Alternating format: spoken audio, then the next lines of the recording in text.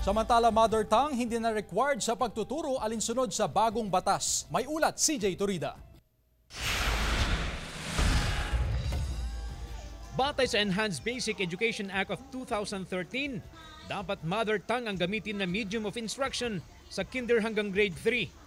Pero ngayon, nabatas ng RA 12027, balik na sa Filipino at English ang wikang gagamitin sa pagtuturo sa mga batang mag-aaral at hindi na required ang paggamit ng mother tongue.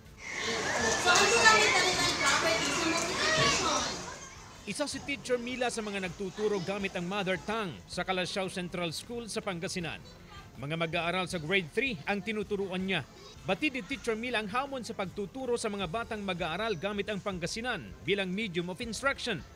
Kaya nang mabalita na hindi na required ang paggamit ng mother tongue sa pagtuturo sa mga kinder hanggang grade 3, medyo gumaan daw ang pakiramdam.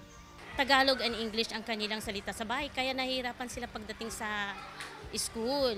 So, trina-translate pa po namin. Mababawasan na yung confusion sa part ng bata. Pati ang mga mag-aaral, pabor sa pagpapatigil sa paggamit ng mother tongue sa pagtuturo sa kanila ng mga guro.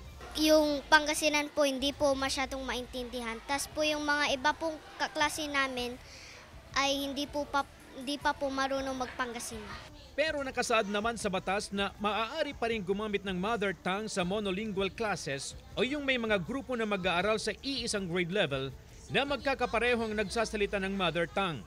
Kailangan gumawa ang DepEd ng Language Mapping Policy at Framework para matukoy ang mga monolingual classes sa pakikipagtulungan sa Komisyon ng Wikang Filipino. Responsibilidad din ng DepEd na i-monitor ang pagpapatupad sa batas. Kasama si Henry Duminsil, CJ Torida, One North Central Luzon.